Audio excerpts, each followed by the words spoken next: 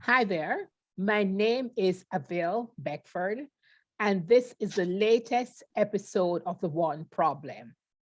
We know that there are tons of problems in the world, but why do you want to get overwhelmed?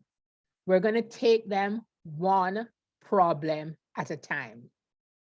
Today, my very special guest is Tessa Drayton, a communications professional who I met on LinkedIn. Over to you, Tessa. Good afternoon, everyone. I am Tessa Drayton, Chief Communication Consultant and founder of TND Communications. Thank you, Avil, for that introduction. So today's problem I'm going to present to you is the failure for entrepreneurs and small business SMBs owner to implement a crisis management plan within their business plan. Many times I've seen persons, they focus on the mission statement, the vision statement, the marketing, the financial aspect. All those are good, but not a crisis management plan.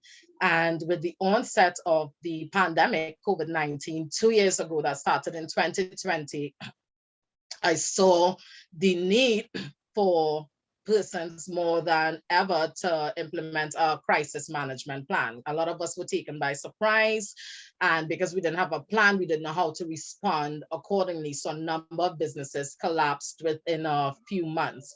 Now, what exactly is a crisis? A crisis is a disruptive or unexpected event that usually threatens an organization or its stakeholders, those persons that would have invested in your business, right? And the reason or the importance of a crisis management plan is to basically provide a list of key contact information of what typically should be done, should happen in the event a crisis occurs. Now, a crisis management plan has three phases, sorry. We usually focus on the pre-crisis stage, where you prepare, plan, revise the previous crisis that would have occurred, prepare policies and examine standards, regulations, train employees, form a crisis team, define their roles and responsibility, and lastly, have periodic trainings and simulations to get everybody accustomed to their roles and responsibility. Nobody's taken by surprise when the crisis actually happens. Second phase is communication. Now, our goal for communicating during a crisis is to provide accurate and timely information to all persons, both internal and external audiences. We are to maintain or to build the organization's positive reputation, keep that maintained at all times.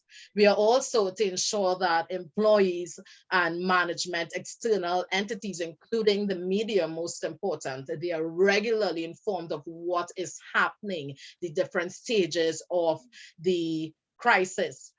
And lastly, we focus on the post-crisis, that is recovery and resumption, how we coordinate with emergency teams to facilitate procedures needed to return to business as normal.